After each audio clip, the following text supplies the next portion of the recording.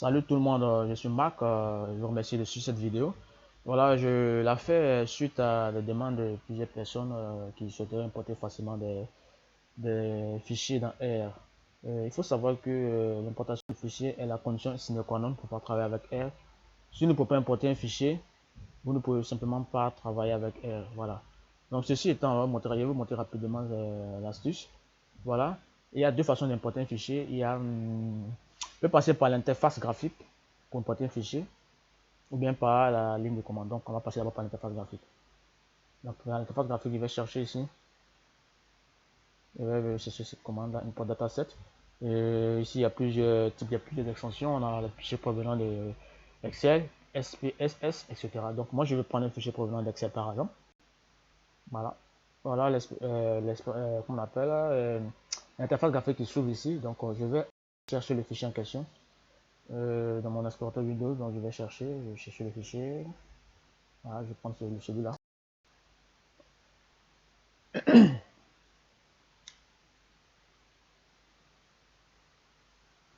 Voilà, on attend qu'il charge. Voilà, il est chargé. Et là en bas, on a les différentes options pour pouvoir importer, pour pouvoir paramétrer les options d'importation. Et puis là, on a ici la commande, on a ici le code qui est généré ici. Voilà, donc ça ne nous intéresse pas pour le moment. Nous, on veut simplement savoir comment on importe un fichier. Donc là, j'ai cliqué sur import. Voilà, le fichier est bien importé. Il s'affiche ici dans la visionneuse RStudio. Et il est aussi dans l'environnement de variable. Donc ça c'est la première méthode. Cette même méthode, on peut la voir ici avec cette commande en cliquant ici dans l'espace de variable sur une port dataset. Et ici c'est la même chose aussi. Voilà, c'est la même commande. Se trouve là aussi, si on clique dessus, l'interface graphique de tout à l'heure s'affiche encore ici. Donc on peut l'amener, on n'a pas besoin. Donc là maintenant, on a fini avec la première méthode. Maintenant on va à la deuxième méthode, c'est l'importation des fichiers par on va dire la ligne de commande. Voilà. Vous êtes censé savoir que la ligne de commande reste un outil très puissant par rapport à l'interface graphique. Voilà. Donc ici, on va s'intéresser à une librairie qui va nous permettre de faire cela rapidement sans avoir besoin de spécifier quoi que ce soit. On a la librairie s'appelle Rio, donc on va la charger. Rio, on va la charger. Voilà, je charge. Maintenant, pour ceux qui n'ont pas cette librairie, ils vont d'abord la télécharger via l'écran. Ensuite, ils devront, après l'avoir téléchargé, ils devront configurer une commande.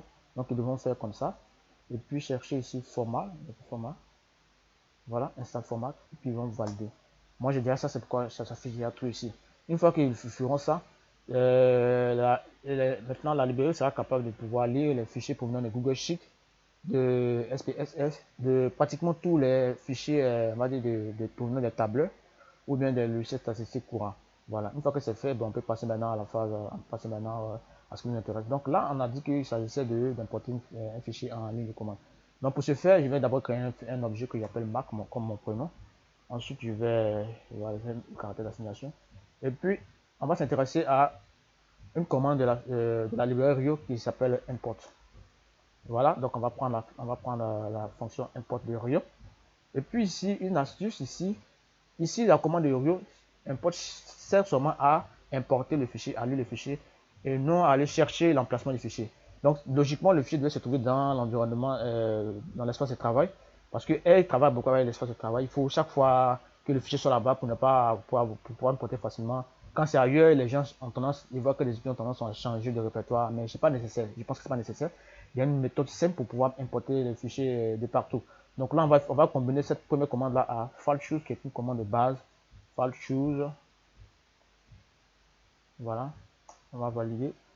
On va exécuter la commande. Et cette commande, la combinaison de ces deux commandes nous ouvre ici l'explorateur Windows. Donc, je vais chercher le fichier en question. Voilà, on voit ici que dans l'espace des variables, on voit bien que il y a un nouveau fichier qui est là, qui est importé. Donc, on va vérifier pour voir que c'est le même, c'est bien le même. Voilà, on voit que c'est le même fichier que j'ai importé avec par l'interface graphique. Je l'ai aussi importé avec la ligne de commande. Mais vous vous rappelez que par l'interface graphique, j'ai dû choisir from Excel. Donc j'ai dû choisir Excel pour dire qu'il s'agit d'un fichier Excel. Donc, un lecteur particulier Excel est approprié ici pour importer ce fichier. Par contre, là, je n'ai pas eu besoin de spécifier ni le type, l'extension du fichier, ni le séparateur. Je n'ai pas besoin de spécifier quoi que ce soit. Vous savez bien que pour importer un fichier en ligne de commande, il faut spécifier le séparateur, il faut spécifier le séparateur de colonne, de décimale, et puis encore, il faut préciser l'emplacement, on va dire l'emplacement ou bien l'emplacement absolu euh, du fichier en question. Là, on n'a pas bien fait tout ça. Donc là, import, c'est une commande, on va dire, intelligente. Voilà, c'est un cas concret de l'intelligence artificielle.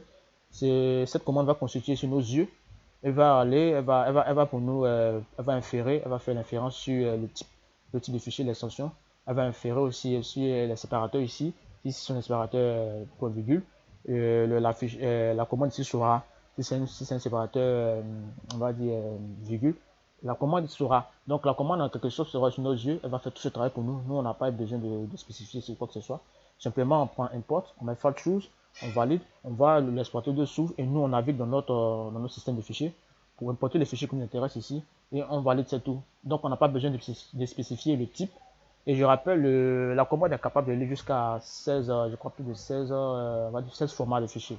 Voilà, des fichiers provenant de Google Sheet, provenant des SPSS, etc. Donc c'est une commande vraiment superbe. Voilà, je vous remercie aux développeurs. Donc c'est ce qui fait la beauté des R, c'est que la communauté est très active, qui conçoit des outils pour faciliter certaines tâches. Donc ici, voilà la méthode en question. J'espère que ça va vous plaire, ça va vous faciliter la tâche. Vous n'aurez plus désormais à vous fatiguer, à savoir quel est le type de fichier. Parce que pour chaque type, il y a un lecteur précis, il y a un exemple. Si je veux un fichier CSV, je vais utiliser la commande read CSV, par exemple. Par exemple. Vous voyez, dans read CSV, il y a beaucoup. Il y a read CSV2, il y a read CSV. En plus, encore, il y a les paramètres à spécifier ici, comme l'entête, les séparateurs. Vous voyez que c'est beaucoup.